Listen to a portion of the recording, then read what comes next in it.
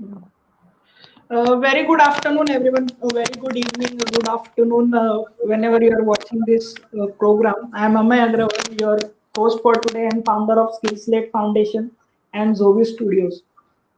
Today, I think this is one of the biggest day of my life as well because we have with us none other than Mr. Arun Sharma, and whose books are considered like Bibles for those who are attempting and aspirant for competitive exams.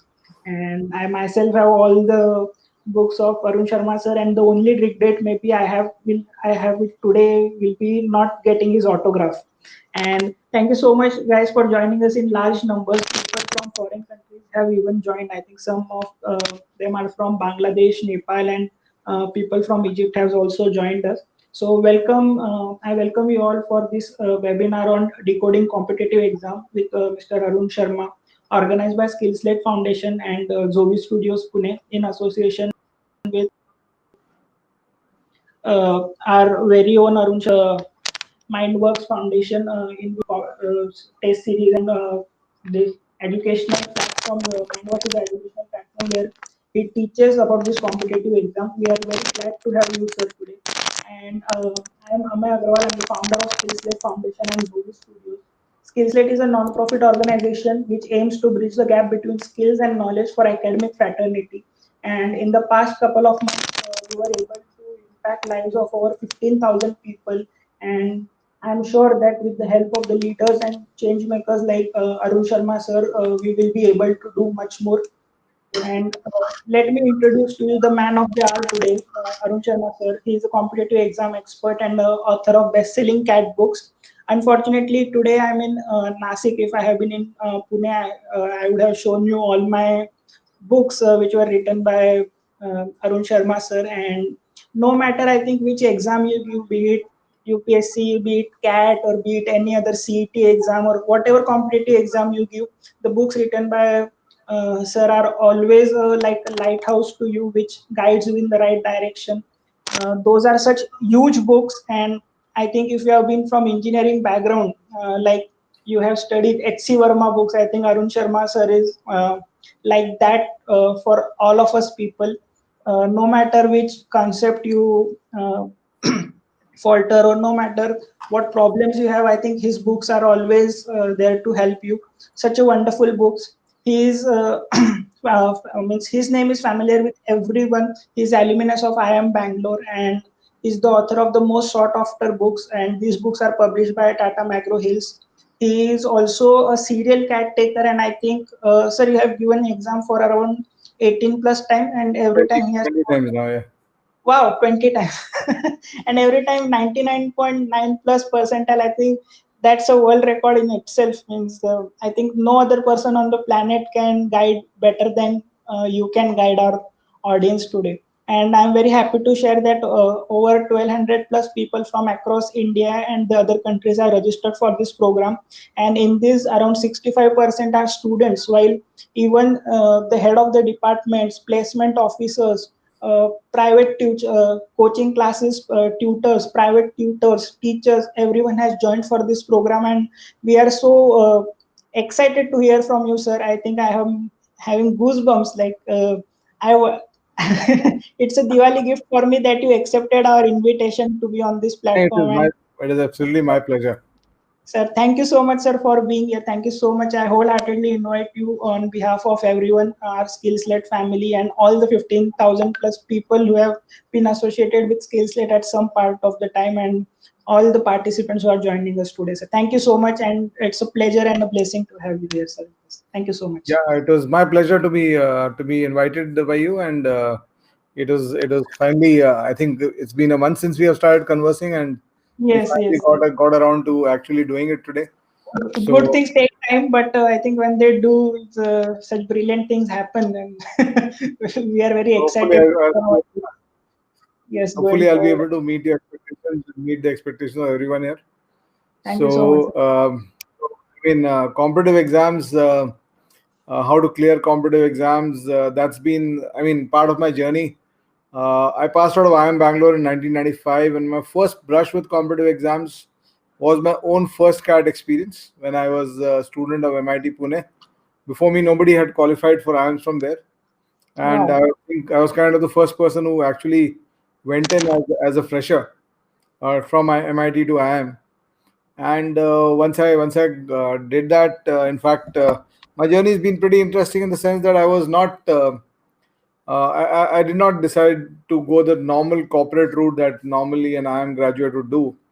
I worked for around 6 7 months, and then I decided that I wanted to be on my own.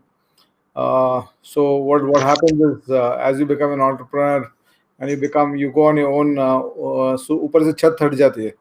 Right. The roof is gone, so you get all the rain and the sunshine directly on your head. At the same time, you also get the chance to fly. So दोनों aspect रहता है उसका. So I always took this. I was always in for adventure. I realized that I've got only one life, so I thought that maybe I should do it. And thankfully, I've been able to create enough impact over the last 20-25 years in whatever I've done. So few principles which I need to tell you. Of course, when I'm talking about competitive advantage or competitive exams preparation, I need to make sure that in whatever time I spend with you, 40-45 minutes का जो मैं session लूँगा, उसके बाद we'll open for questions. So in whatever time I talk to you, my communication to you or my message to you has to be different from your next door uncle or auntie can give you. I mean, if you think about if you any place in India, you go around, you'll have 10 well-meaning people telling you how to prepare for whatever exams you're preparing for. So at least I'm very conscious of that fact. I tell all my students कि मेरा advice अगर वही रहेगा जो I mean, look at it that way. If I use a little bit of Hindi, you go to I mean, I used to tell my students at Connaught Place before COVID struck. Now we are only online at Mindworks. तो मैं उन लोगों को बोलता था कि अगर तुम जो go and talk to the rickshaw wala downstairs and tell him कि I'm preparing for CAT. Yeah, I'm preparing for UPSC. जो भी एग्जाम का तैयारी कर रहे हो, तो he'll also give you advice. बोलेगा बहुत मेहनत करना है. You have to work very hard. तो मेरे से तुम वो सुनने तो नहीं आए हो कि बहुत मेहनत करना है. That is, I mean, मैं भी अगर वही बोलूँगा, which your rickshaw wala will also tell you that if you're preparing for any top competitive exam, so then what is the point of this interaction? You can have anybody speaking that. So there are a few points that I wanted to make, which will go a long way in terms of what you need to take care of, what you need to take care of while you're preparing for a competitive exam. Yeah, and for people who are going for CAT this year, of course, now I mean, competitive exams are about two things. They're about skills and they're about performance. So when people are going for CAT now, they have to focus on performance management, not about skills. Skills ka game is over. But when you're preparing for a longer term, and typically you'll prepare for a competitive exam between 1 year to 2 years max. Some people do it in 4-5 months also.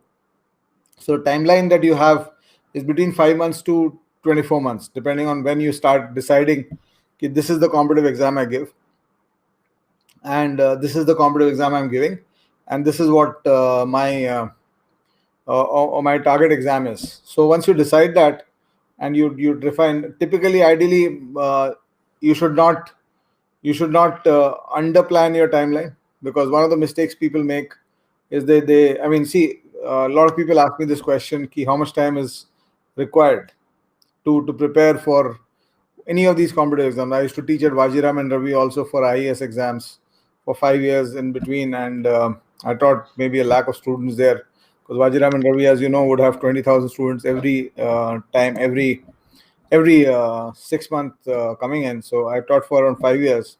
I interacted with a couple of lakh of UPSC aspirants also during that time. And of course, I've got books on the civil services exam and all, also specifically on aptitude. That's been my area. So when somebody asks me this question, how much time do I require to qualify the competitive exam, my immediate answer is a reverse question.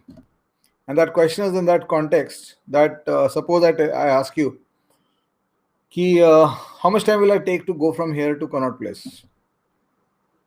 Can you tell me that? Now, you need two pieces of information for that. One is you need the information about where I am.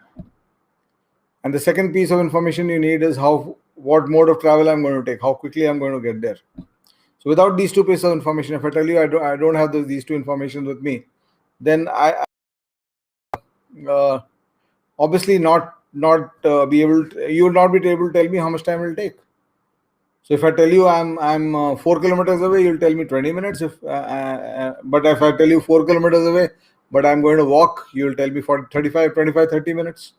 If I'm 4 kilometers away and I'm driving, it will be 10 minutes. If I'm 30 kilometers away, 40 kilometers away, and walking, it'll take me maybe 3-4 hours. So it depends. So how much time you take? You should not underplan it. If you want to make an error in the timeline, make an error on the upper side. So if possible, and if it is feasible for you, try to decide which competitive exam you're taking slightly early. So typically, I tell people who want to prepare for either IAS or CAT. These are two biggest competitive exams. So in दोनों के लिए जब prepare करते हो तो I normally tell people कि you decide at least during your first year, 2 years before your graduation, you should get aware of the exam you're looking at, and along with your graduation studies, you should be doing something towards your competitive exam preparation. That's point number one. So point number one, there are going to be 5, 6, 7 major points I'm going to give you today, which you can use as the backbone of your prep process. And point number one, if I were to put it in one line, will be if you want to make an error on your timeline, make an error of excess rather than making an error of cutting it too short. So what might happen with you when you suppose 4 months is enough for you to prepare for an exam, like for an aptitude exam like CAT or anything. Let's say 4 months is enough for you. तो अगर तुम cut short करते हो, सब let's say A has 4 months and B requires 6 months, depending on where you are and where you how fast you're going to travel, how fast you're going to learn. These two aspects are going to be important. So if A plans 4 months, it's okay for him. If B also plans 4 months, what will happen? B will run short of time. So, and since this is not a measurement that you can do it on a thermometer, you can measure on a thermometer ki itna, this is the temperature. So this is something which is very subjective. So if you want to make an error on the higher side rather than on the lower side. ठीक है ना? So that's the first point.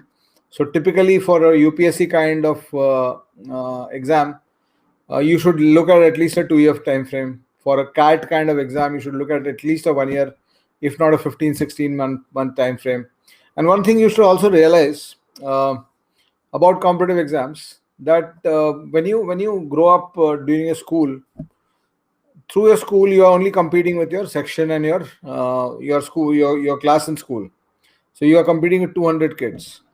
The first time you face a 2 lakh people competition is the board exams. 2 lakh, 3 lakh, 5 lakh people competition is the board exams in 10th and 12th. But there, the kind of question and the kind of writing structures are so organized and defined that if you have done your work properly, you will do well in that. So it's not so difficult to score well in board exams compared. I'm not saying the board exams are easy, but when you come to after your 12th, when you go into graduation, again you're competing with a batch. I did my mechanical engineering from MIT Pune in 1993. There are 200 people in my batch who are doing mechanical engineering. So my competition was within 200 people. But suddenly when I come out of that and come into a competitive scenario, I'm then competing with all the people, all the 5 lakh people who are giving the same exam along with me, if it's a UPSC exam, or the 2 lakh people who are giving CAT, or the 10 lakh people if I'm giving a banking kind of exam or an SSC exam. तो उसमें 10 लाख लोग देते हैं एक साथ, है ना? तो मेरा कंपटीशन ये हो जाता है, नैरो कंपटीशन के बदले ये हो जाता है, right? So yeah, both from MIT Pune, I guess, different generations, but yeah. So coming back, in fact, that's part of my story, how I made it from MIT Pune to IIM Bangalore, but that's a different story. So coming back to the point I'm making, once you realize that this is a competition, you are suddenly pitchforks against the best of a generation. होता क्या है, तुम किसी class में पढ़ रहे हो college में, तो you in your class there will be 5 good people, 10 good people who will be really good academically. So you're just competing with them. If you want to be amongst the top in the class, you're just competing against those 10, 20 people. But suddenly when you pitchfork to the 5 lakh or the 3 lakh this thing, you are getting the best of everywhere. So when you go to a CAT or an IAS exam, you'll get the topper of Stephens also coming there, and you'll get the topper of IIT also coming there, and you are competing against all these people. So the barriers are out, all the barriers are gone. So if you want to survive in that situation, you need to do something special. You cannot approach it like your college exams, right? And that's the next point that I want to come to. That if you want to prepare for a competitive exam, if you want to crack a competitive exam, I've cracked CAT 20 times, and there's a reason why I've done it. The reason I've been able to do it every time, and you give me CAT now, I'll do it now. In the next 2 hours, you give me CAT for 2 hours now, you'll see my score coming up.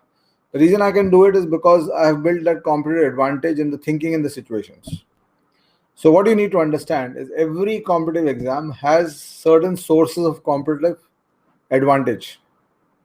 So for example, if you look at, and broadly, there are two kinds of competitive exams when you come to competitive exams after graduation or even after 12th. Some of you might be preparing for IIT or other exams after 12th, medical, or you talk about exams like CLAT and Delhi University, BBA entrance, etc. All these exams, the aptitude exams after class 12th also. So when you are looking at these exams, there are broadly two kinds of exams that can be segregated. One is the descriptive exams, descriptive knowledge-based exams, and some knowledge-based exams are also what can be called as objective. For example, you go to a medical exam, or you could do the IIT chemistry paper. It's mostly knowledge-based exam, but it's mostly an objective kind of exam, not descriptive. So एक box हो गया तुम्हारा knowledge based exams का, और दूसरा box हो गया तुम्हारे प्रॉब्लम सॉल्विंग एग्जाम्स का.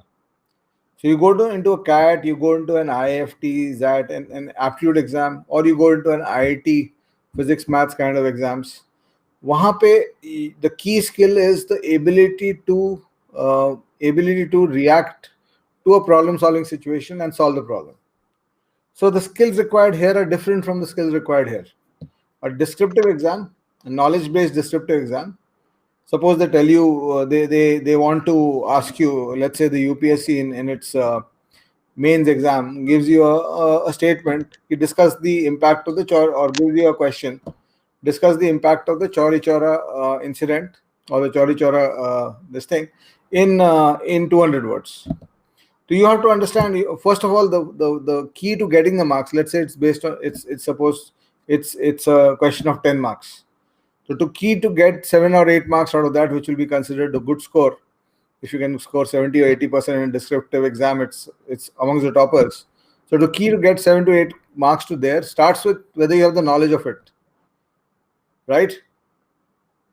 It starts with, do you have the knowledge for it? So if you don't have the knowledge, you can't write about it. If you don't know what Chauri Chaura was and what was the incident, you really can't write about it. But if you know about it, the starting point becomes knowledge. But knowledge, I mean, maybe of 3 lakh people giving that exam, maybe 50,000 people, I mean, something as basic as Chauri Chaura, everybody will know. But then there are other aspects also which UPSC aspirants know. There might be certain aspects which a lot of people don't know about, or they have not covered in their studies, or they left that part, and when it comes in the exam, you can't do it. So if you can't do it, you're gone. But then still, impact, I mean, in the 5 lakh people who are giving that exam, 2 lakh people, what I have observed is 2.5 lakh people will still have the knowledge about everything, because they are the people who have covered everything thoroughly. So जो लोग knowledge नहीं रखते हैं उस चीज का, जिनका knowledge ही out हो गया उस पॉइंट पे, because they have not done their work thoroughly, they are out. So if you have the knowledge, you are in the top 2 lakh people, or the top 40% people out of 100 people. But then 40 don't qualify. Qualify तो 2 ही करते हैं. Only 2 people qualify. So what is the journey from 40 to 2? All these 40 have the knowledge. CAT में a question comes, 40 people know how to solve it. 60 people don't know how to solve it. So the second part, how do you get from 40 to 2, is what competitive exam preparation is all about. And it's not that there are 38 very bad people. These 40 people will be well prepared. They would have worked very hard. So you have to have some weapons there, and that's what I talk about. The weapon inside competitive exams is how do you create competitive advantage. So in a descriptive exam, competitive advantage after the knowledge comes from the quality of how you can create the idea, what you want to write, and how well you can express it. So it comes from two dimensions. Do you have an idea structure? Are you able to create an idea structure that's superior to the other people? Because ultimately, if you look at high quality communication, you look at any descriptive writing, you read a magazine like The Economist, or you read a top newspaper of the world like the New York Times, or anything. You read that. The quality of the articles are so high because the person who's writing it first creates an idea in his mind. हम लोग को क्या सिखाया गया school में essay writing में? We have never this thing. Our writing of the essay was कि once you got the topic, we started writing without thinking anything about it. The first two lines were written just like that. But high quality writers, what they do is that they first frame the idea कि what do I need to communicate in this, and then they put it in as short words as possible. Right, and this was a very important aspect. I don't remember the year, 2000. I think it was 2016 or 2015. I don't no 2013 or 14. The UPSC exam went from being an exam that used to ask 3 hours. It used to ask you around 10 to 12 questions. Exact numbers मेरे को याद नहीं है. 10 to 12 questions it used to ask you, and you had to write 200 words in every question in 3 hours. So you had to write 2,500 to 3,000 words. And that year, what the UPSC exam did was it gave 25 questions for the same 100 marks and the same 3 hours. And every question had to be written in 200 words. Now imagine somebody who's writing, I mean, ऐसा तो नहीं था कि पिछले साल UPSC में लोग 3,000 word जो लिख रहे थे, 15 answers if I'm writing of 200 words each, I'm writing 3,000 words in my answer. So ऐसा तो नहीं था कि मैं बहुत आराम से लिखा और मैं बहुत टाइम बचा हुआ था मेरा लास्ट में कि मेरा टाइम बच गया, मैं आधा घंटा सो गया था बीच में, तो 3,000 वर्ड हुआ. तो आज इस एग्जाम में मेरे को 5,000 वर्ड लिखने बोल रहे हैं, they asking me to write 5,000 words. So I will be able to not sleep and write a little bit faster, and I can do 5,000 words. You can't do that. If you can do this much in 3 hours, in this much writing in 3 hours, the next year's exam, if it asks you this much writing in 3 hours, you can't do it. It's not physically possible. And a lot of people didn't realize that. So when the students came back to me, I told them this is a simple strategic situation. If they're giving you 25 answers and your capacity to write in that time is 3,000 words, then and they want you to write 25 answers, then your average answer length has to be 120, 130 words. You do not have to write 200 word answers, because if you write 200 word answers, you'll write only 15 answers, and the last 10 questions will be left out. And most people didn't realize that. Now, you know that if I'm communicating something in 200, any good communicator knows this. If I'm communicating something in 200 words, I can communicate it in 120 words equally effectively, perhaps a little bit more effectively, if my idea structuring is good and my writing quality is good. So have you built that capacity? Becomes a critical aspect, because the journey from 40 to 2 is the ability to ideate and the ability to frame. Right, so this is something that you need to develop. And most people, what I saw when I used to teach these lakh people, these lakhs of students, when I interacted with them, everybody was only focusing on knowledge. Knowledge lena. So when they were focusing on knowledge, they were focusing their journey from being part of the 100 to 40. But these 40 people, the only 2 people did that the next journey of coming from 40 to 2, that journey of the competitive exam. So you need to have this strategy very clear. Day one in your competitive exam preps process, you have to be very clear कि मेरा competitive advantage, my competitive advantage कहाँ से आएगा, where will it come from? Day one, you find the sources, you decide the exam, what the exam is, and find the sources of competitive advantage. And every exam has its own sources. So descriptive exam has मेरे understanding of descriptive exams है. Although most of my work is in problem solving exams, but I've also, as I said, I've done work on descriptive exams also, essay writing, etc. So when you write an essay on a topic, somebody gets out of 200 marks, somebody gets 80 marks, and somebody else gets 150 marks on the same essay. Knowledge दोनों के पास same है, लेकिन one guy is getting 150 marks because he's expressing much better, and that is the difference between victory and defeat in these exams. So what I saw, a lot of people never came down to doing this part of their work in their civil service preparation, and hence when the exam came, they were good enough to get to the 40, but they are not good enough to get to the 2 because they have not done the work for it. They have not done the work for it. It is almost like the Mahabharata example of Abhimanyu. He knows how to get inside the Chakravyuh, but he does not know how to come out. So coming to 40 is getting inside the Chakravyuh, but then you are killed there. You die a bad and painful death there. And because you are in your 20s by the time you are taking these exams, death is very painful there, right? As you know, everybody knows it. That death of not qualifying is very painful because it means another year of your life gone, and then you have to reformat who you are, what you are doing for the next year, etc. So that's a painful process. You have to answer hundreds of people. Your father, your uncle, your aunts, everybody will keep asking, "Arey beta, tum to tayari kar rahe the, kya hua?" And that's the last question you want to hear, but that will be asked from you of hundreds of people, right? Maybe well-meaning people, but you don't need those questions. So make sure that you do that. So what are the sources of competitive advantage in your aptitude exams and your problem-solving exams? So I often tell people that when you talk about problem-solving exams, whether it's physics and maths of engineering, or it is aptitude maths and aptitude reasoning and data interpretation, these are all problem-solving situations. So I often tell people that when you talk about these exams, these problem-solving exams, there are 2 kinds of exams. One is exams which set you easy problems. So अगर आप algebra कर रहे हो IIT के लिए, तो algebra के there's one level of questioning that IIT will give you, and there's another level of questioning that a state engineering exam will give you. They'll ask you the same chapter, but the question quality will be very different. So similarly, if you're studying a chapter like time, speed, distance, so CT Maharashtra will give you a different quality question there, and the CAT and the ZAT will give you a quality question somewhere here. So when you're talking about preparing for aptitude exams or problem-solving exams of this sort, you have to decide what's your target. Are you looking at an exam which has easier questions? I'm not saying bad exams.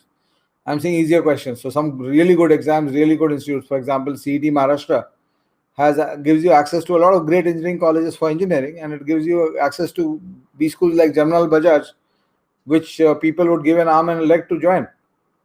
So it's not about bad. I'm not saying they're bad exams. I'm saying they're easier exams because the question quality is easier. So when the question quality becomes easier in those exams, problem solving competitive advantage gets created out of speed. It is created out of speed. You are faster. You can solve it and I can solve it. Ameya can solve it and Arun Sharma can solve it. But Ameya can solve it faster, which is why he's got an advantage. And I can't. If I can't solve it as fast, I have a disadvantage. Because in these easier exams, what will happen is everybody will know how to solve the questions. And most people, again, coming back from the 100 say 40 pe aa jayega, 50 people will know all the questions. They'll know how to solve them. They'll just need time. Whereas 50 में 3 to 5 will be those people who will know how to do more questions in that time. So if there's a section, let's say a CAT or a CD Maharashtra exam with 200 questions in 2 hours or 2.5 hours, and that exam comes and all the questions were easily doable. So I did 120 questions and you did 170 questions. मेरे को भी 200 आते थे, तुमको भी 200 आते थे, लेकिन you attempted 170. So you'll have an edge. So वहां पे स्पीड से आ जाएगा. और जो हायर एंड एग्जाम्स हैं, जो हायर एंड एग्जाम्स हैं, जो जिसमें क्वालिटी ऑफ क्वेश्चंस हाई रहेंगे, whether you talk about the IIT maths and the IIT physics, or you talk about the CAT maths, quant, and the LR and DI, वहां पे the first level competitive advantage is created just by the ability to solve it. If you can solve these questions, if you learn how to do these complex questions easily, then it automatically, what it does is it gives you a clear competitive advantage. You straight away come from the 100 to the 10. इसमें अगर तुम solve कर लोगे तो you reach the 5-10 range. 90 people can't solve it. Most of these questions. So you'll reach the 5-10 range in that, just because you can solve those questions. So the first source of competitive exam advantage comes from there in these exams. You can solve and others can't solve it. Hence you have a competitive advantage. And the second source, then once you are in the top 10 में से जो top 1 होगा, he'll also have speed along with the ability to solve. And if you are just ability to solve, you'll still remain in the 5-10 zone. So if you look at the difference between let's say an exam like CAT or an IIT JEE, a person who gets a 60 percentile versus a person who gets a 95 percentile, the difference is that 60 percentile will not know a lot of these questions, how to solve them. While a 95 percentile will know most of these questions, how to solve them. And then what is the difference between the 95, the 99 and the 100 guy? I get 99.97, 98, 99 in CAT. So I can speak for the 100 percentiler. What does he do compared to a 95? So the 95 guy also knows all the questions. You give him 2 hours extra, he'll be able to solve most of the questions. But the 100 percentiler does it with speed. So just look at the thumb rule on CAT. In an exam like CAT, out of 300 marks, last year 300, इस साल तो 200 के आसपास expected है. But let's just think about it from last year, from the angle of last year. In last year's exam, out of 300 marks, 150 to 160 marks, 3 marks per question, 150 to 160 marks got you a 99 percentile. Now 99 percentile is supposed to be pretty good. But if you look at where 100 percentile was, 100 percentile was 230, 240. So people like me giving that exam would score 230, 240 in that same exam. So now you tell me, if I am scoring 240 in 3 hours, when will I reach 160? I'll be reaching that in 2 hours. Because अगर 2 घंटे बाद में अगर 2 घंटे बाद अगर मैं 100 पे हूँ तो 3 घंटे में 160 पहुंचूंगा.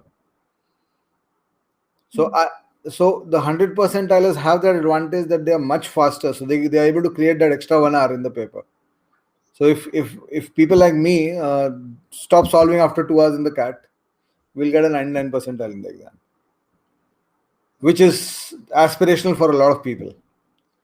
So that is the second source of competitive advantage, which higher end exams require, where the question quality is also decent along with the competition. So competition तुमको lower वाले exams में मिलेंगे, तो easier exams उसमें भी competition मिलेंगे तुमको. But वहाँ पे advantage सिर्फ speed से आएगा, और यहाँ पे advantage well prepared aspirant. मतलब अगर anytime I've gone to a CAT paper, if I've found a section to be very easy, I'm disappointed, frankly, because if I'm well prepared, I want the paper to be difficult, because that's when my competitive advantage comes in. Otherwise, I only have source of speeds because other people are also solving the same questions. So I also have my source of competitive advantage is gone. So these are three dimensions in which you create. So either you define, if you're going for, so you define your exam. What is your exam, and you identify what is the source of competitive advantage. Right? Of course, when I talk about solving in a problem solving based exam, it does not mean that you are solving fast. Hence, you write 2 + 2 is 5. You have to be accurate. बिना accuracy के solving का कोई मतलब नहीं है. So there's no place for guessing in these exams. If you keep guessing, you're not going to qualify these exams, right? So that's what is my second major point. First is timeline. If you want to make a mistake, make it on the higher side, not on the lower side. तुमको लगता है कि 8-10 महीने enough है तुम्हारे लिए, तो 12 महीने ले लो, 16 महीने ले लो. There are a lot of things that keep happening. अब जैसे there was a student of mine. I've seen so many incidences over the past few years. किसी का accident हो गया, 2 महीने चले गए उसमें. He couldn't prepare because of that, because he was bedridden during that time. So you can't control these things. So if you are serious about making sure that the exam is important for you, so you don't make these errors of under this thing. And second one, this is a strategic issue. I mean, it's similar to how let's say a lot of us watch cricket and all. So it's similar to how a cricket team plans let's say how the Indian cricket team should plan for the 2023 World Cup. So they have to find who are the bowlers, who are the batsmen, who's going to play the last 10 overs, who's the best batsman. So strategically, you have to be ready. What is my plan? And once you have the strategic plan ready, okay, this is how I create this thing. Maybe I'll just add one more thing here. In most competitive exams, speed becomes critical. So in both these level of exams of problem solving, speed becomes critical. Even in an exam like IAS, time it's a descriptive exam, but time is a very important element. As I mentioned in that example that I gave you about 25 sets. Most of the people came out of that exam solving only 17 questions, not doing any of the last 8 questions. तो 8 question किए नहीं हो तो 8 question में 0 marks मिलेंगे तुमको. बाकी में कितना भी स्कोर कर लोगे, somebody who's attempted 25 questions will be much superior than you. And you can talk to the toppers. They'll tell you. You can talk to the toppers in all these exams. They'll tell you if a topper, you talk to an IAS topper, you talk to a CAT topper, he'll tell you that there are so many people with better knowledge than me. मेरे से better knowledge वाले इतने लोग थे, लेकिन मैंने execute किया उस दिन. Right, I executed that day because my strategy was correct and my plan was correct.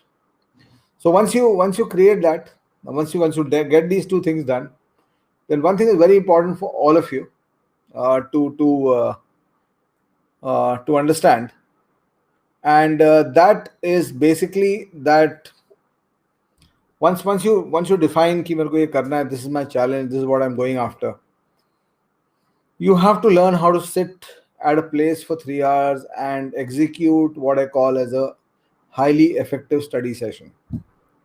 Because कोई भी एग्जाम की जब तैयारी करोगे तो वो जो एग्जाम की तैयारी होती है ना, वो 3 घंटे एक साथ बैठ के, 4 घंटे एक साथ बैठ के, sit at a time for 4 hours together and do that work at the maximum intensity. So you have to learn, you have to teach yourself how to execute a strong, high quality study session. So why I'm saying this, it's normal. I mean, this is something which is quite obvious, but unfortunately a lot of people don't implement this. So you will see people studying on the dining table. So if you're studying on the dining table, you have people coming and going all the time from there. सामने खाना रखा हुआ है, तो your mind is getting distracted every 2 minutes with the food that is there. Your mother is shouting from the kitchen, right? The doorbell is ringing. So every 10 minutes, 15 minutes, you have a distraction. And the moment you get into that zone of preparation, so when you enter a high quality study session, you keep getting deeper and deeper into it, and then you switch on what is called focus. It takes some time to switch on. It's not like abhi main baitha to 2 minutes ke andar focus aa jayega. You engage into what you are reading, and then that focus comes. So then the whole challenge is to elongate that focus for 2-3 hours. And if you are if you don't have that habit, of being on track or elongating that focus for 3 hours. So simple example. This thing example. Suppose I'm in a hostel room. A lot of you must be in hostels. I stay in a hostel room. I have an opportunity to go to the library and study, versus I have an opportunity to sit in my hostel room and study. तो hostel room का atmosphere you guys no. ठीक है, कल exam है तो सब लोग पढ़ते रहेंगे. That day will not be disturbed. Otherwise you know the hostel room atmosphere. I also stayed in a hostel, right?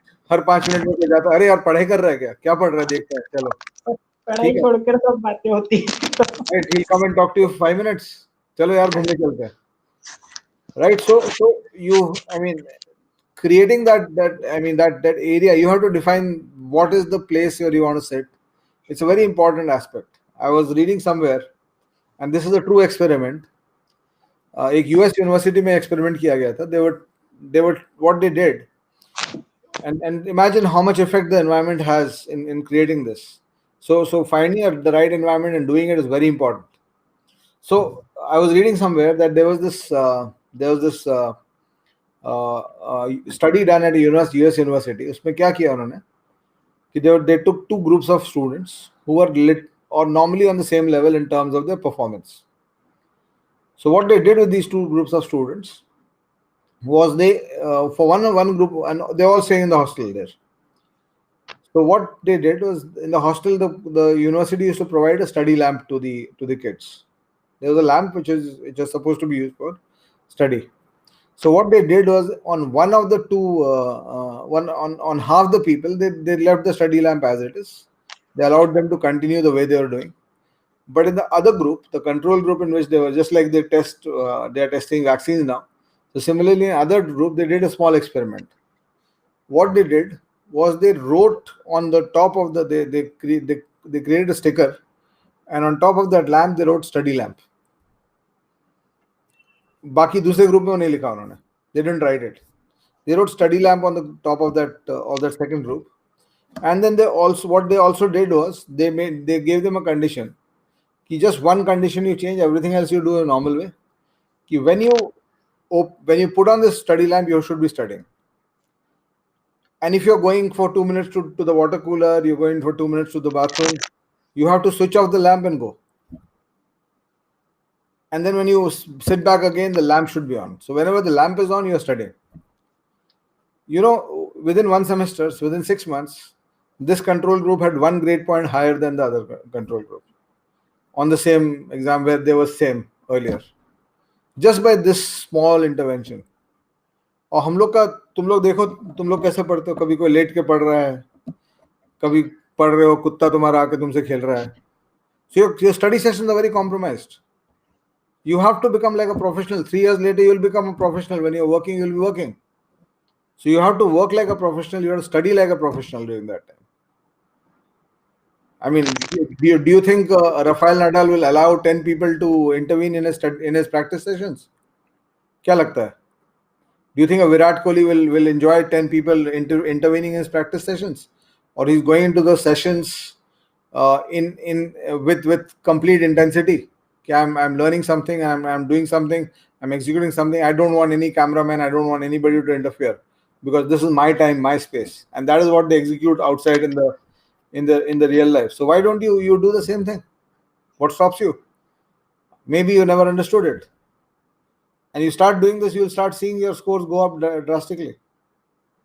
And I remember a very this thing. I was a very normal student in school, very in fact I was below average in my or not below average, but I was average in my schooling and early college life. So I remember मेरा जो life का marks रहता था class में, I would typically come. If you look at my mark sheets from class 1 to class 10th, unit test mark sheet or the semester mark sheets, my rank would be Arun Sharma 18th out of 34, 24th out of 34. There was even a 32nd out of 34th once. But there was a time in my class 3 where I came second suddenly out of the blue. It happened only once during my first 8 years of schooling, from class 1 to class 8. I came second suddenly. And what happened in that semester, in that unit test, was that my parents, my father was a bureaucrat in Maharashtra, so we used to stay in Maharashtra. So I was in a place called Dahanu near Bombay at that time, and it's a coastal town. And I was very fond of the Ganpati festival, and all my friends used to. In Maharashtra, it's a big thing, right? So all my friends used to have Ganpatis installed in their home. And I was after my parents for 3 years. After my parents for the last 3 years, ki Ganpati Bappa ko leke aiye. Please get Ganpati Bappa into our house. I want to install this thing. So last 2 years they had said no to me, because there's a lot of other aspects to bringing Ganpati. There are a lot of controls, etc. People from Maharashtra will know it. So you have to take a lot of precautions in the house, etc. And there are a lot of rituals that you have to follow. So my parents were not ready to take that call. But then, because of my insistence, this year they brought the idol. Or incidentally for me, what happened was, the unit test was the week after the Ganpati festival. And I still remember that week. I used to come back. I was maybe 6, 7 years old. I used to come back from school, sit in front of the Ganpati Lord, and I could do nothing. मतलब कितने देर देखोगे गणपति को? So I would open my books and study for 3-4 hours. And suddenly I came second. And then the Ganpati Bappa went from my life, because उनका विसर्जन हो गया, और मेरी जिंदगी में वापस में 20th or 25th आने लगा, because I didn't have that atmosphere any longer. So create that atmosphere and learn to sit down for 3 hours. And that's going to be the battle, because your battle, I mean, every exam is about number of study sessions. It's about number of hours. So you talk to a top UPSC coach, he'll tell you 2000 hours. 2000 घंटे पढ़ना है. You talk to a top CAT coach, he'll tell you 800,000 hours. You talk to a IIT JE coach, he'll tell you 1500 hours of study. So are those hours effective? Can you control the effectiveness of those hours and make them effective? If you can start doing that, one good study session, nothing will happen. You'll not start qualifying. But if you can string together 300 good study sessions, 500 good study sessions of 3 hours each, you've done your 15 hours or 100 hours, and you are in with a chance. If your strategy is right, your competitive advantage creation strategy is right, and you execute 500 strong study sessions, who stops you? Nobody stops you. Nothing can stop you from qualifying. Right? Because these exams are very simple. I tell people ask me, how do you get 99.9 every time? I tell them that it's just a matter of solving 75 questions. If you get a 75% score in CAT, you will get net score in CAT. I mean, there's so much. I still leave out 25% questions. I don't score 25% of the top. So 75% score karke I can walk around with my head held high. I'm one of the toppers. So if you solve 75 questions in the CAT, you get a score of 225 or 300, 75% score. Nobody stops you from getting that. Nobody can stop you. And the only thing that matters for that, it does not matter where you come from, whether you studied in a IIT Kharagpur and a topper there, or you studied from a BA college in ETA in UP. It does not matter. All that matters when the question will come in front of you, are you equipped to handle it and get the 3 marks as quickly? So does an IITian beat you in 2 plus 2 equals 4? The answer is no. He does not. So why should he beat you in a slightly higher thought which an exam is asking you if you're prepared for it? So that's the third major point. Create strong study sessions in uncompromised study spaces.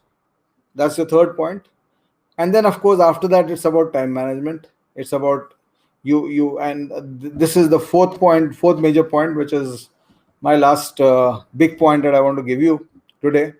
And that is that when you start defining your timelines, a lot of people come to me, and when they come to me for preparation and ask me for various things about preparation, they come to me and ask me. I mean, the first question I get from a lot of students and parents also, and I literally hate this question.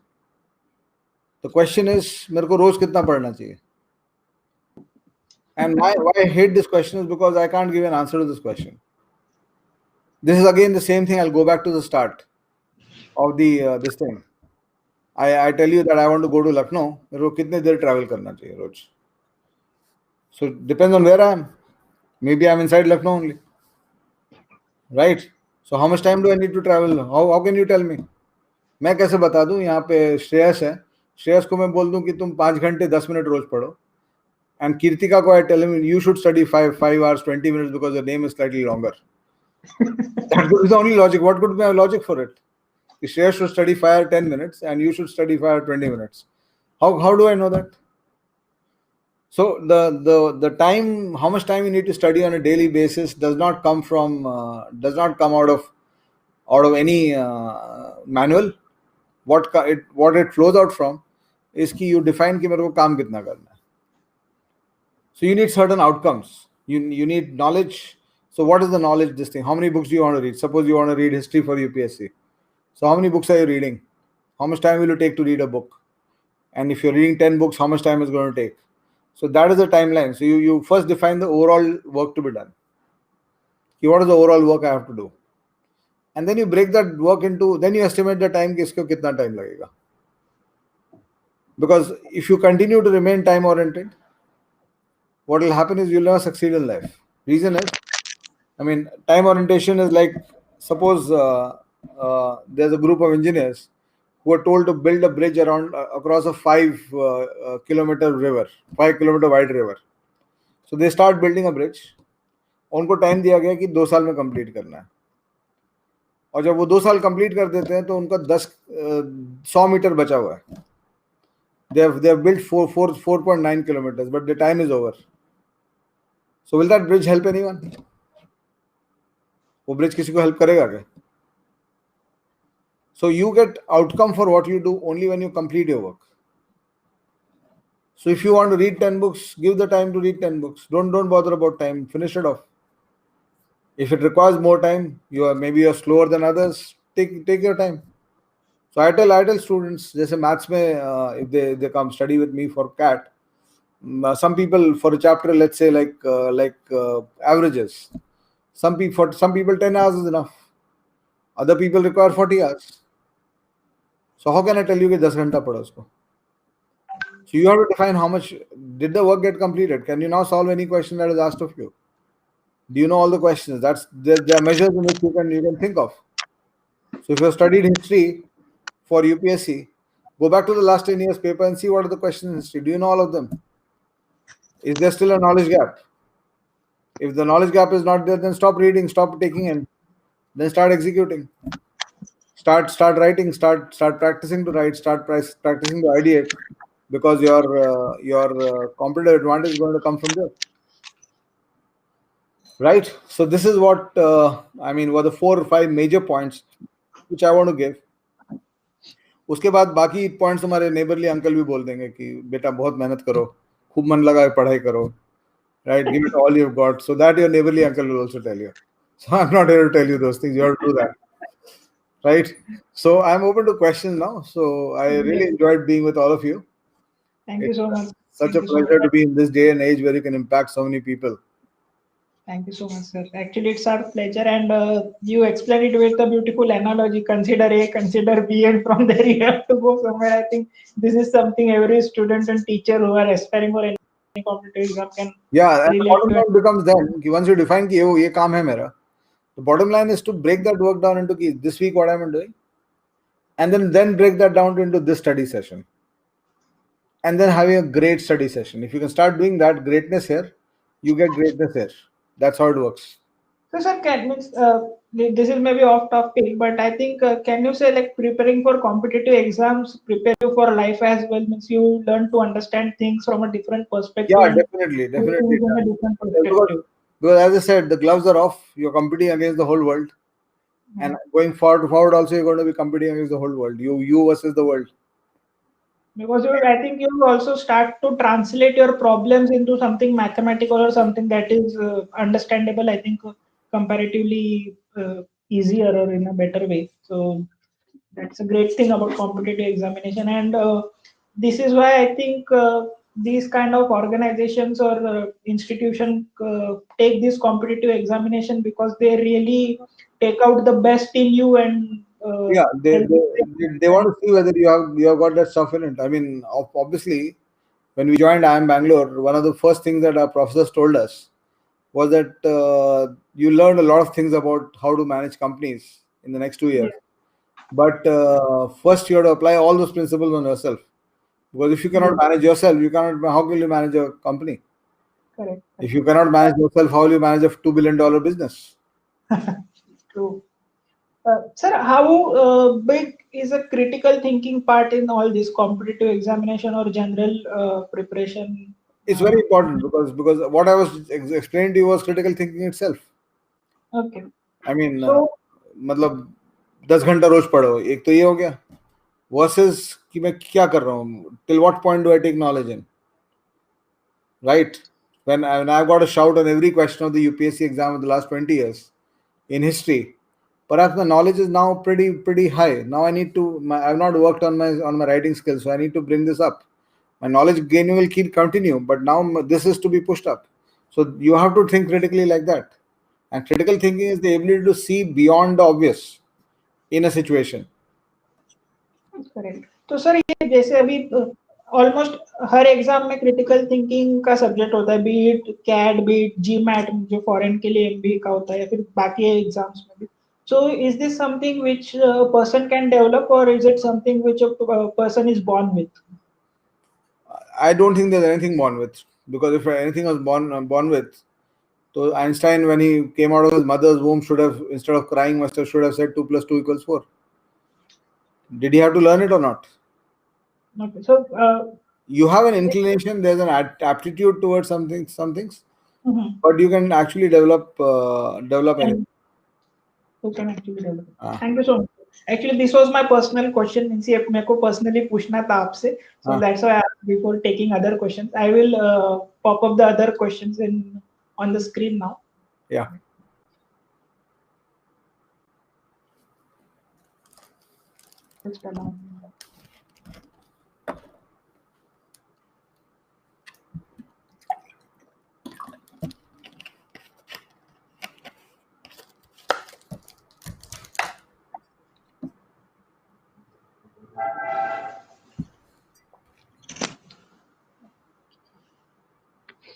Sir, I hope the questions are visible.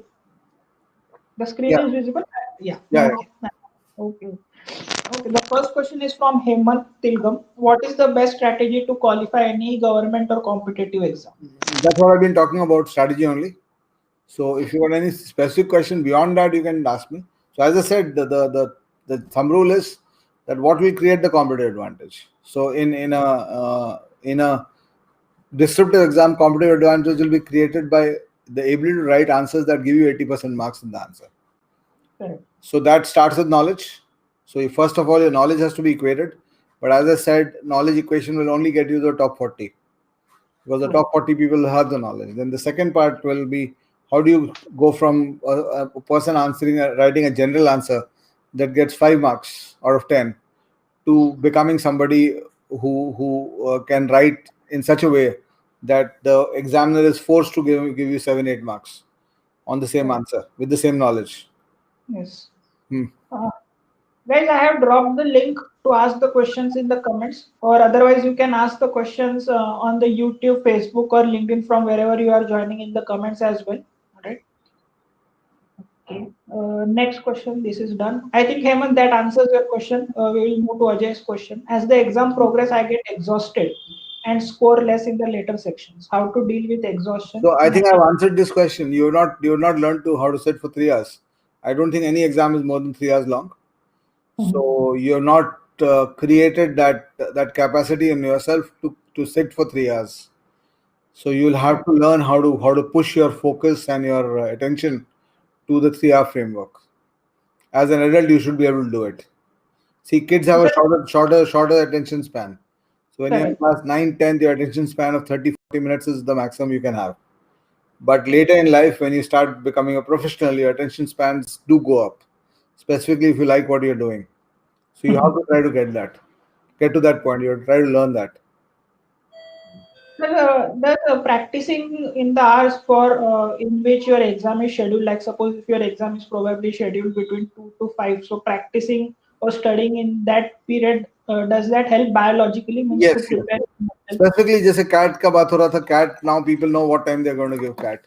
So last 20 days, you should make sure that time you should be in peak performance stage. Correct. Thank you so much. What is the best stuff like your sleep cycle should be aligned. Right. You have to be in that place where you are your sleep is complete, because if you are half sleepy while taking the test, it's difficult to perform. So those things you have to take care of.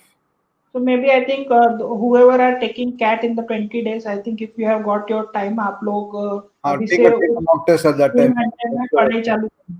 Right? I think you should study for 3 or 2 hours continuously to get yourself used to that. Or taking tests also at that time. So that is also a very important part in any exam.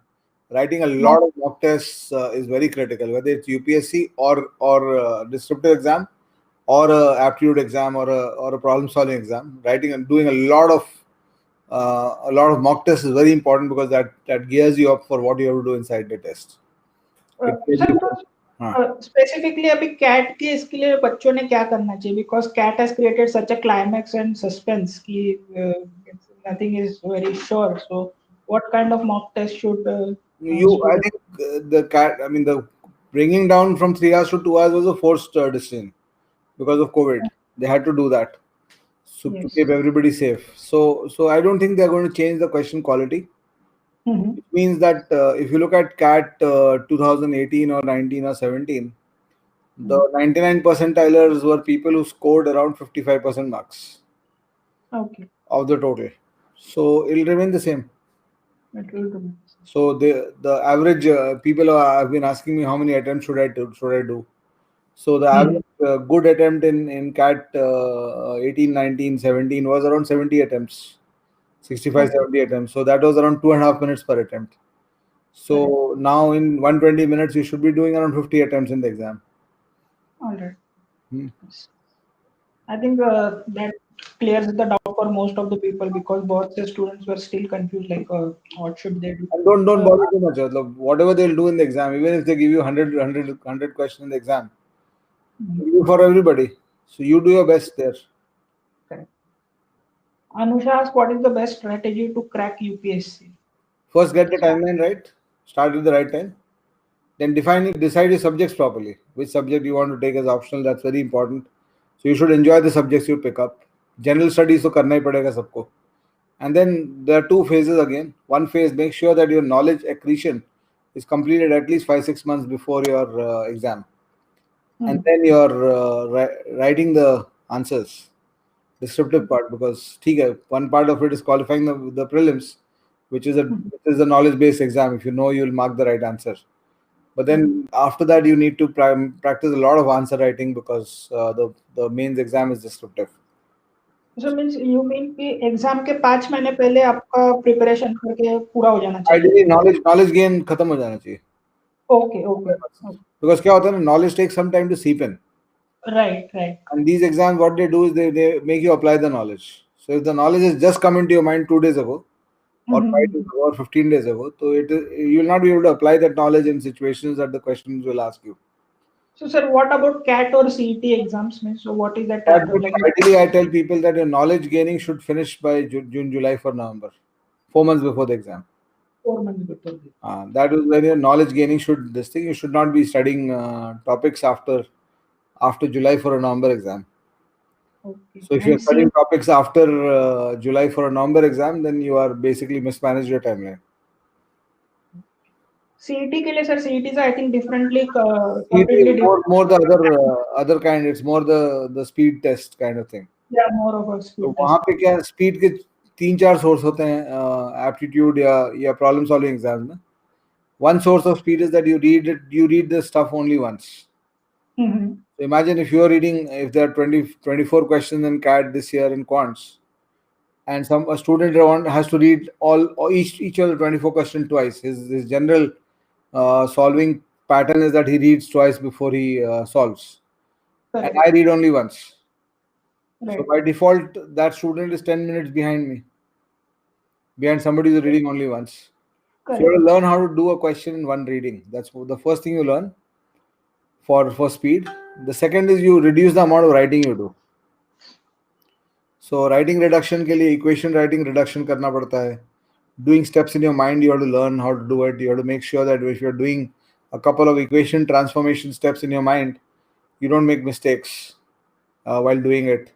So for example, if you have a quadratic equation in front of you, can you write the roots directly, or do you need to write the formula and then put all the values in the formula before you get there?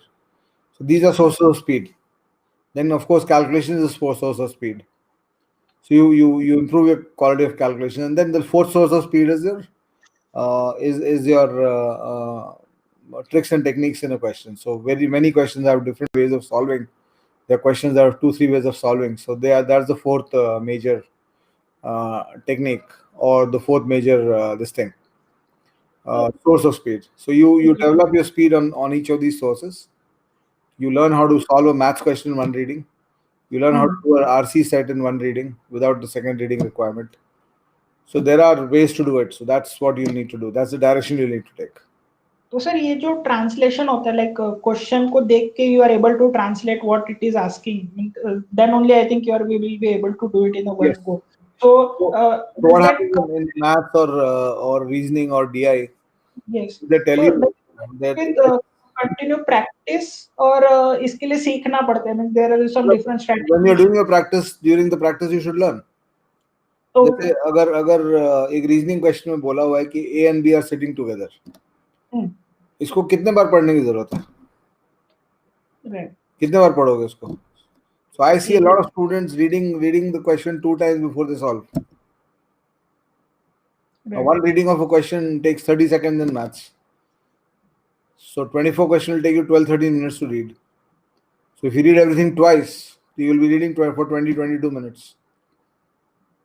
तो बाकी 18 minute में कितना solve कर लोगे फिर?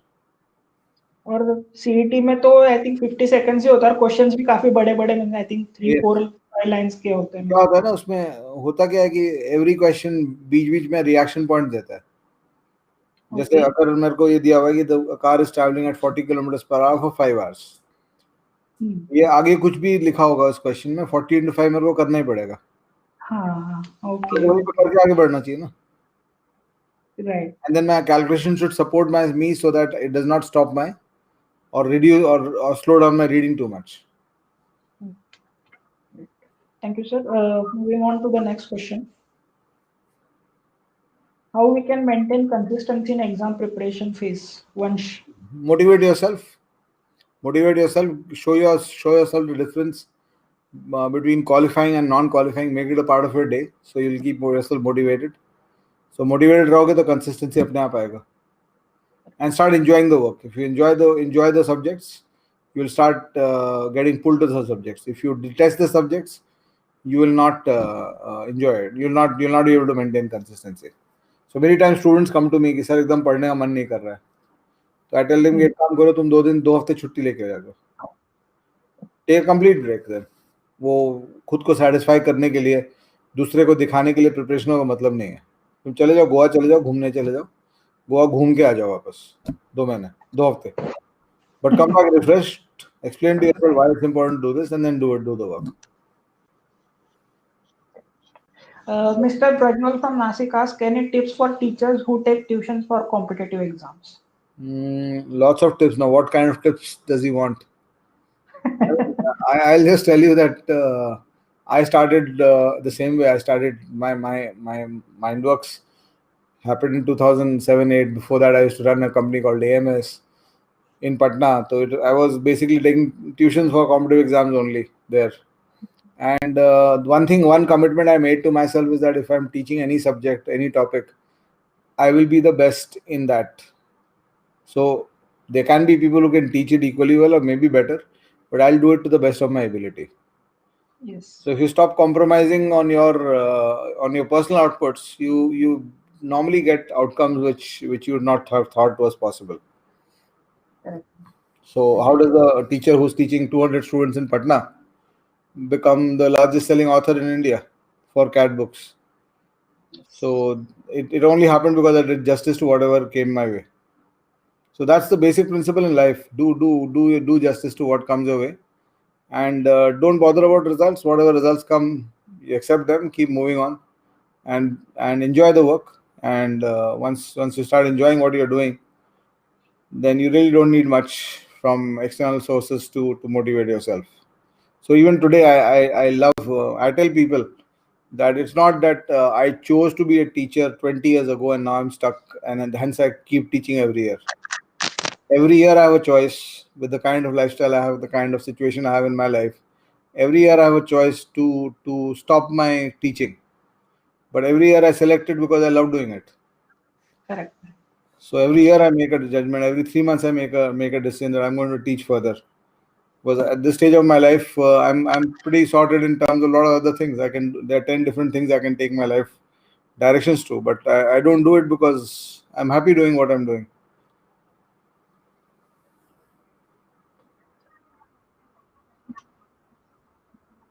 Sir, ने बताया कि you were one of the first who chose the non-conventional path और आपने CAT का एग्जाम दिया 20 years, I think around 20 years back.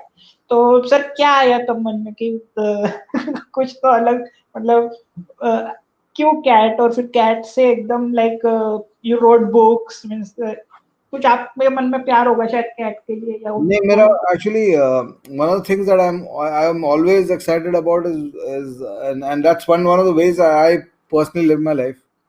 And this obviously at that time it was not such a well thought out thought, but one of the things that I always live my life on is I'm always, one thing I keep checking, I should always be more excited about my next 5 years than my past. Sure. So even today, what excites me is what I'm going to do in the next 5 years, not about what I've done.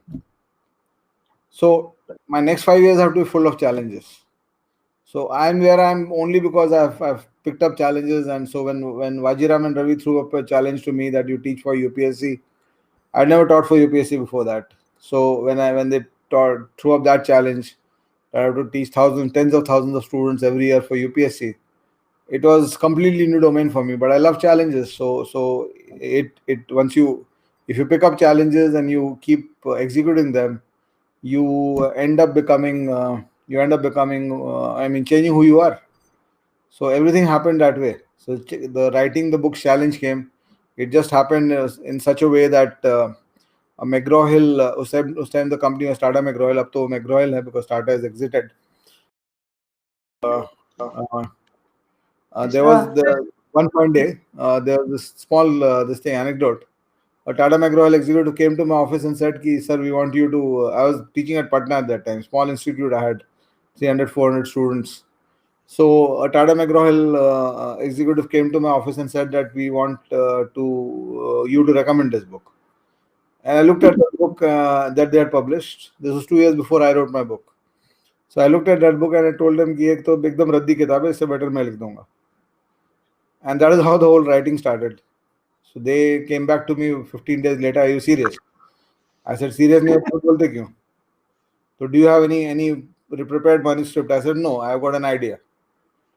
So normally, if you go to Tata McGraw Hill to publish, their editors are very conservative. They have to be because if they start publishing anybody, they'll fall down into the dumps themselves.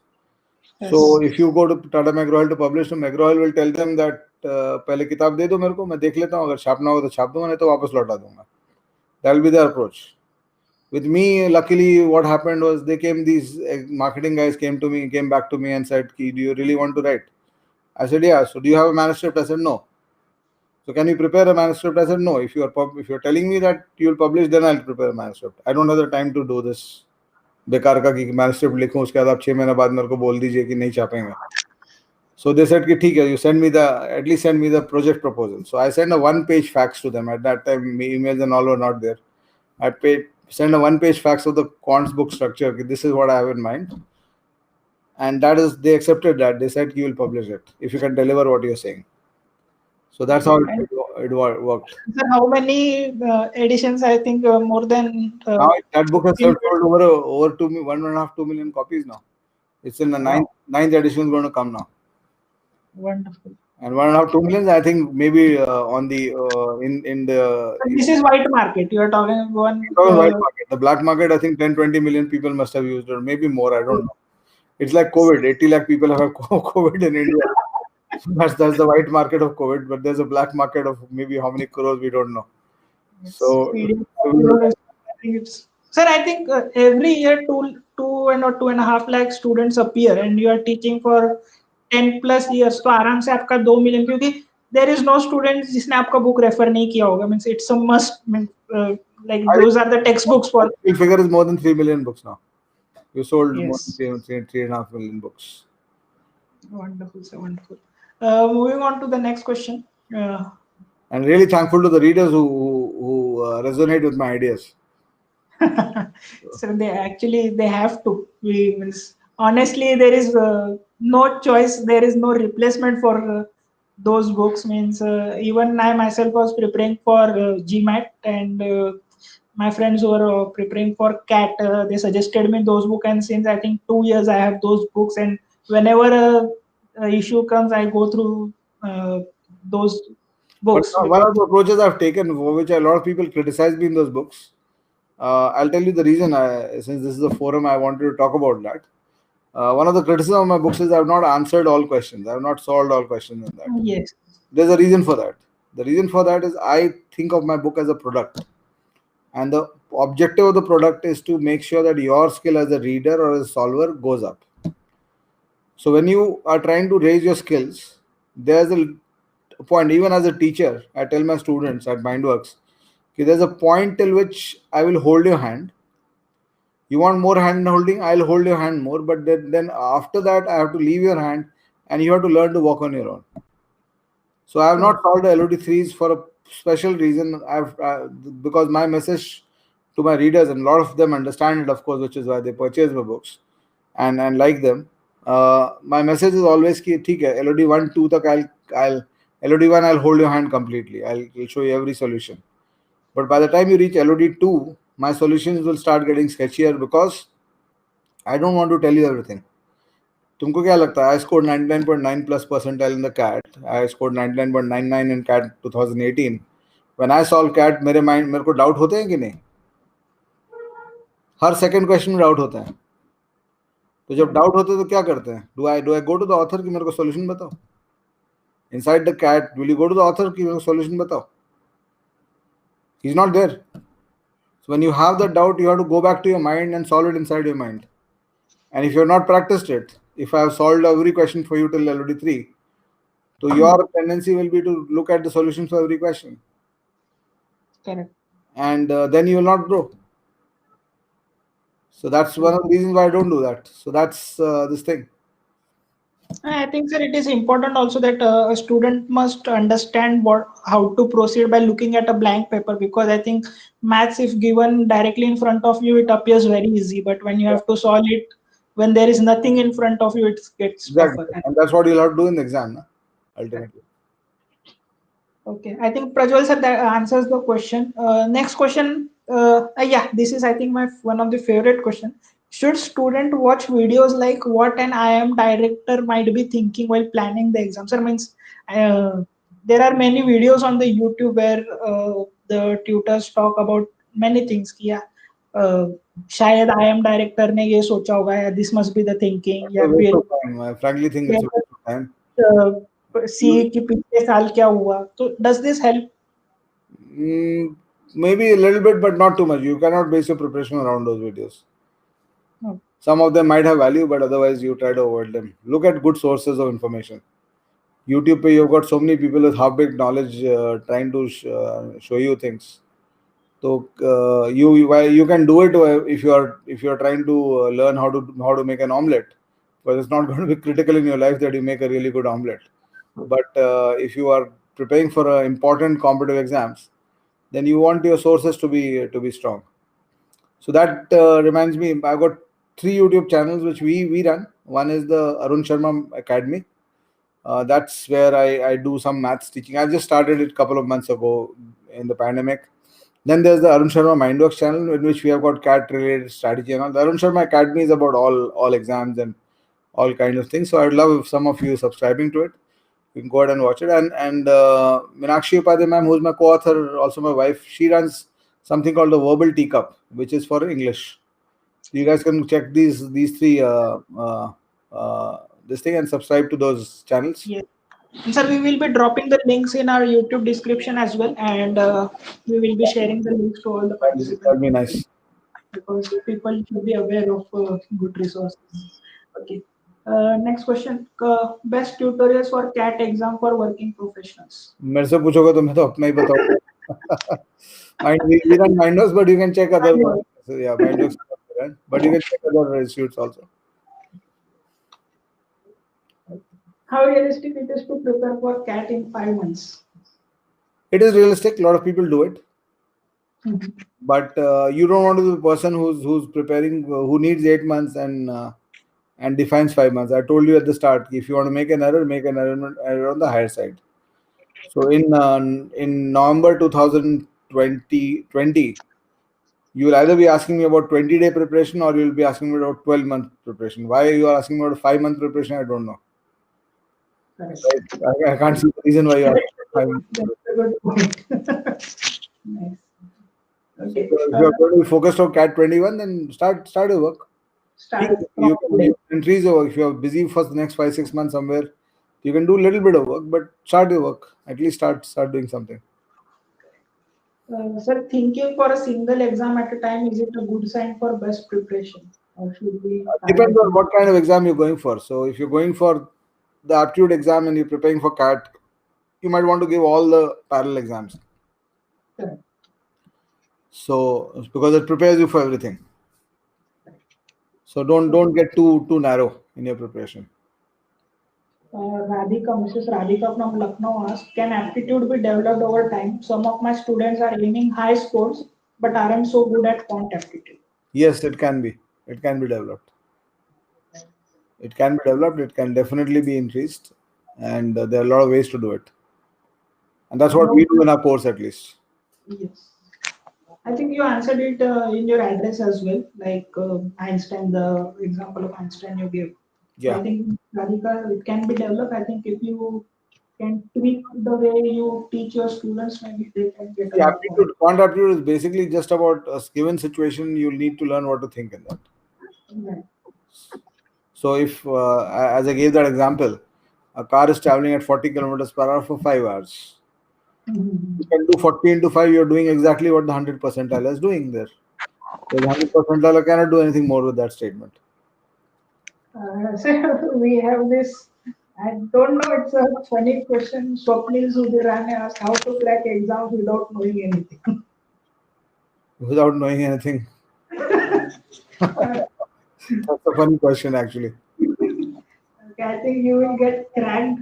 It's not a good sense. Swapnil, don't waste your year without preparation. Right? Is it advisable to leave a job to prepare for competitive exams? Puja from Bihar. It can be a good strategy. Depends on what kind of exam you're looking for, and whether you will get a job again or not. So that those are two considerations.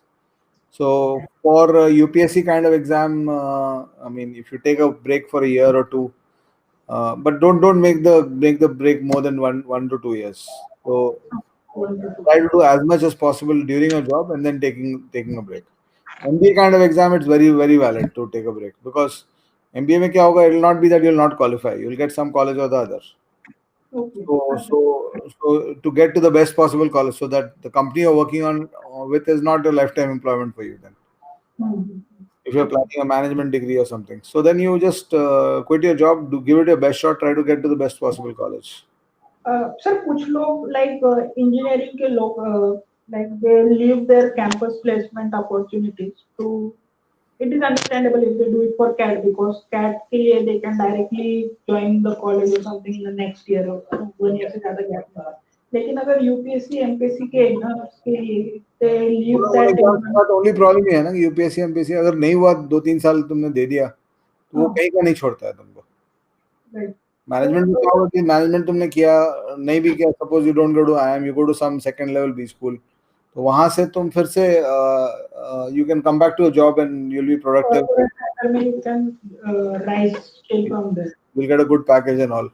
So there are two things to do there. If you go for a UPSC and MPSC kind of exam or a UPPCS kind of exam, then you focus on, I mean, you want to give it one full shot. I don't want to do it part time. You can take that 1 year, 1.5 year gap, but then there has to be a backup comeback plan also for you.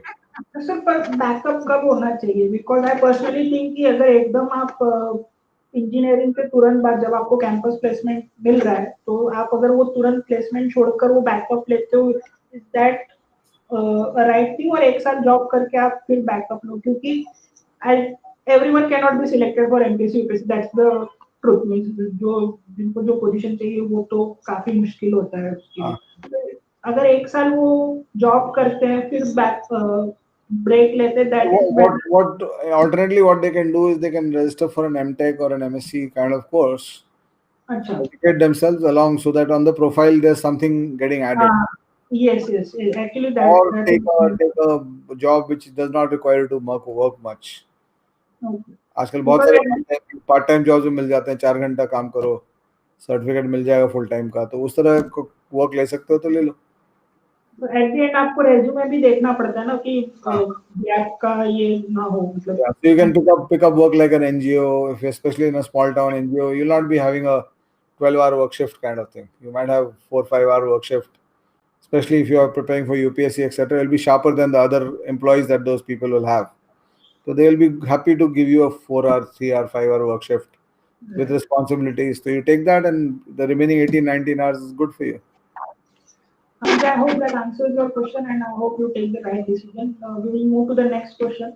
Is there any exam which we can prepare and it will cover preparation for numerous other exams as a backup? Dr. Yeah. Pranav. CAT is an exam like that in terms of civil service, in terms of this thing. And in the descriptive exam space, you got the civil services exam, UPSC. That covers the preparation for all state level exams. Sir, we have one question or someone, Samia from Algeria, foreign audience from Algeria. She asked how to overcome stress during exam so that examinee doesn't lose focus. So exam stress happens because you are too over dependent on the result. So what Okay. you should do is you should, while preparing, you should be very focused on giving your best. In fight exam, you have to dissociate from the results. Correct. That's the technique to do it. Samia, thank you so much for joining us all the way from Algeria. We are really very glad to have international participants with us. Thank you so much. I hope that answers your question and best luck for your exam. Next question, how was the experience at IIM? Amazing experience. It changed me completely. Who I was when I entered and who I was when I exited was completely different. There's two different people.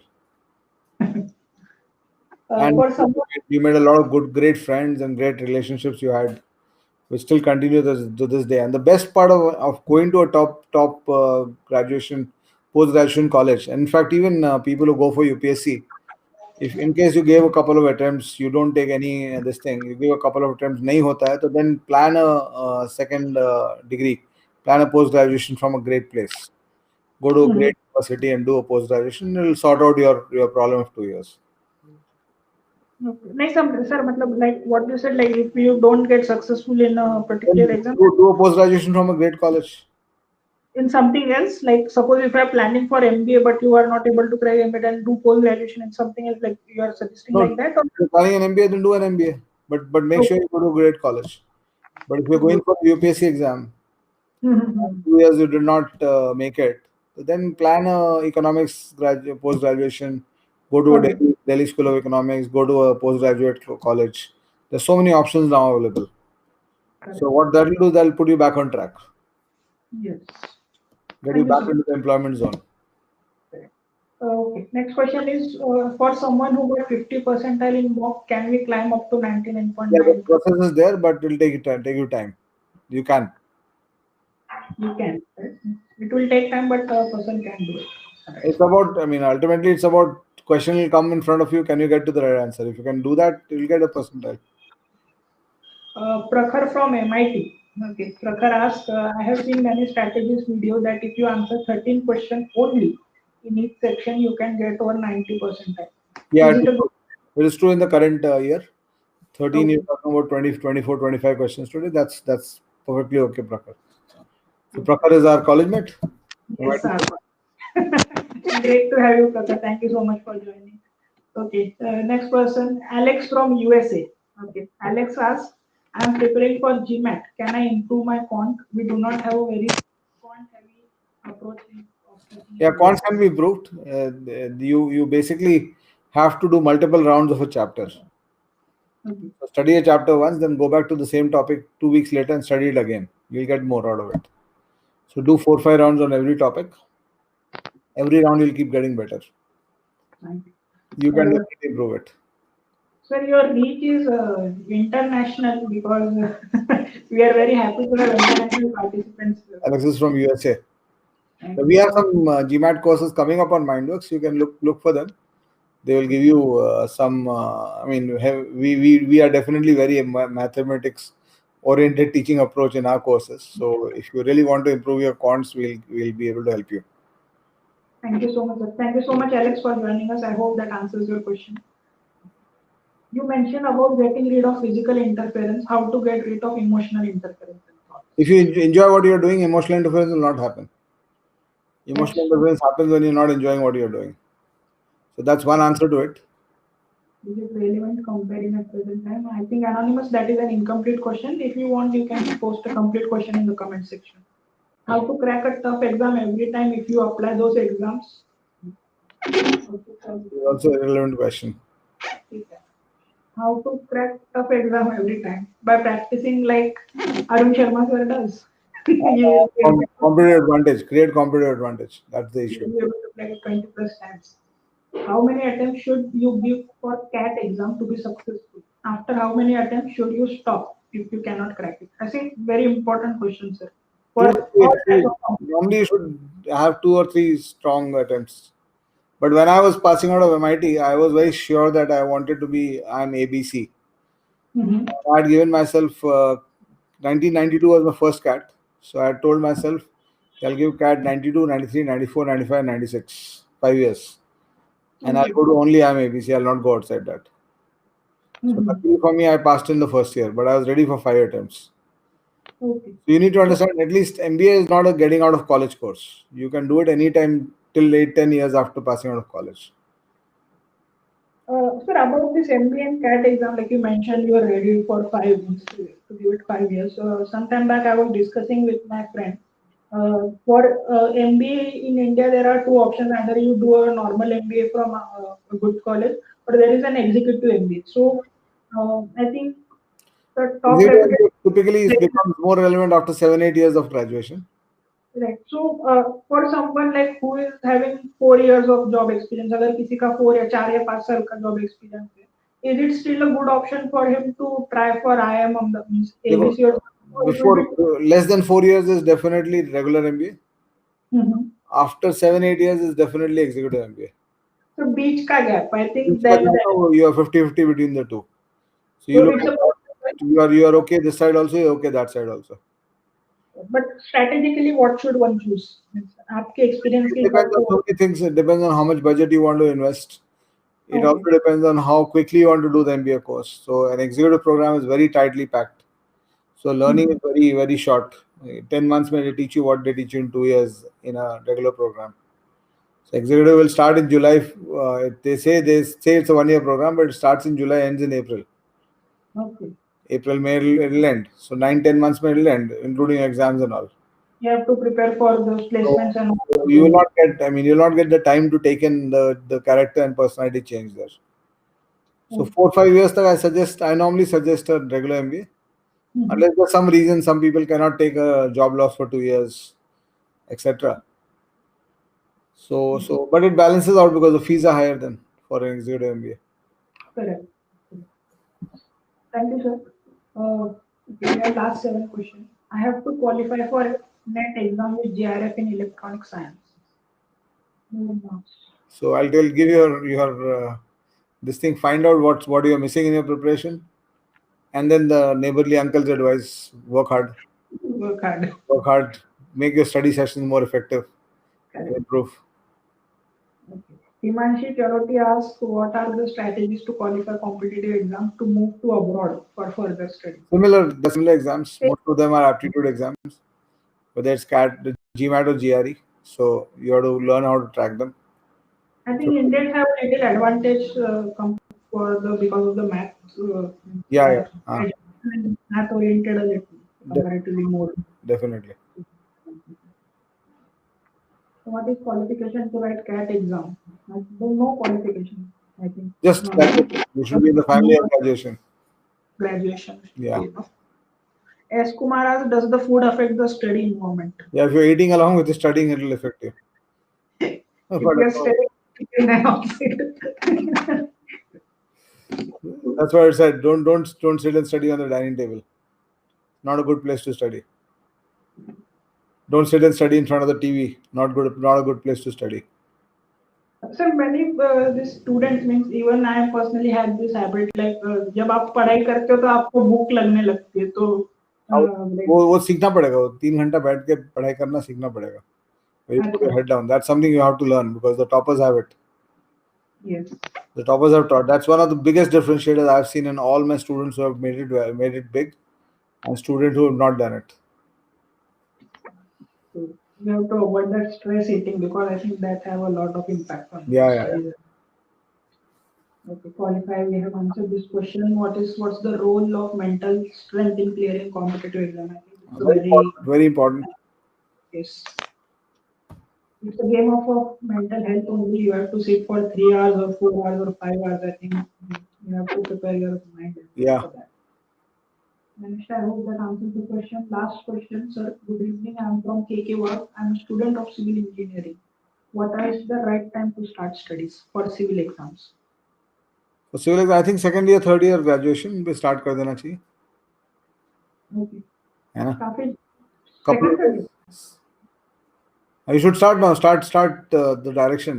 Maybe you don't get full time into it, but you can start doing maybe 10, 15 hours a week. Yes. There are different phases for exam. When the one phase where you do 15 hours a week, then when you're fully dedicated to it, then you're doing 60 hours a week. So don't Correct. start 60 hours a week, but start 15 hours a week. Correct. Yes, that's true. I hope, Anonymous, that answers the question. I still don't understand why people don't put their names. The questions weren't so bad to be Yeah, shy of your. Sir, I think that's all. We have answered all the questions and we have taken a lot of your time. it was a pleasure to being with you, and very nice. I'm Thank you so much. very thankful to Ameya that you are doing this wonderful job with Thank you, Skillslate. sir. It is nice to see young people like you coming into these fields and taking the initiative to actually do something for society and for people. Very glad to see that. Thank you so much, sir. And thank you so much for accepting our invitation. And It was my I pleasure entirely. will have your blessings and guidance always for skills Always, going forward. always, always. I'll be very glad to come again to you. Thank you so much. Thanks a lot, sir. That's all for today. It was a really wonderful pleasure. Thank you so much, sir. Thank you. Thank you. And thank you so much, all the participants. We are really happy that you joined us today. And I thank you, Arun Sharma, sir, on behalf of all the participants as well. People were joining from all over the world. I think next time, I think, sir, when we organize this session, we can call it an international webinar as well. I think Syria and what else? Algeria, Syria, USA people are. I think, sir, one person was from Egypt. Egypt also Yeah, in the beginning, yeah. and Surprising to see that. Good to see. safely we can call it an international webinar Yeah, next time. yeah. Thank you so much, sir. Thank you so Okay. much. Thank Okay. you so much. Chalo, bye bye. Bye bye. I'm logging out. Thank you. Thank you so much. Have a great day, sir. Thank And sir, happy Diwali as well. Happy Diwali you. to you Same as to you well. and same to all the viewers. Thank you so Thank much. you so much. Thank you so much. Have a great day, sir. Bye bye. Bye.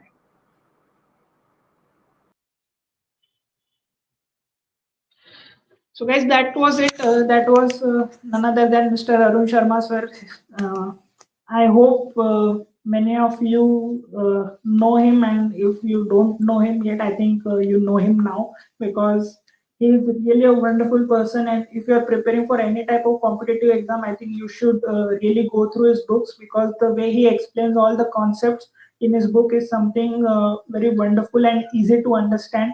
And I hope that you will benefit from this session going forward as well. And if you have any doubts in the future, you may always come back to this video because this video will be available on YouTube, Facebook, and LinkedIn as well. And you can go through all the tips and the suggestions Arun Sharma sir gave. And we are really thankful to Arun Sharma sir for being present today with us and guiding our all the audience. And thank you so much, all the audience, for joining us. About the feedback link, we will be sharing the feedback link with you shortly. I think it's 5:40 today now, and I will share it by 18 p.m. in India. That is 6 p.m. IST timing. In next 20 minutes, I will be sharing the feedback link. Again, thank you so much, guys, and a very happy Diwali to you all. If you are from foreign, maybe a Merry Christmas or a Happy Black Friday. I hope you guys shop a lot and enjoy all the shopping experience. For those who are in India, very happy Diwali, guys. Thank you so much for joining us for today's session. Have a great day. I will be sharing the link. And yes, for comfort, I will share the feedback link in the description of this video as well. So if you want, you can go through the description for the feedback link. The links for the Arun Sharma sir's channel will also be shared to you on your email. Thank you so much. That's all from my side. Ameya Agrawal, founder of Skillslate Foundation, signing off. Thank you so much. Have a great day.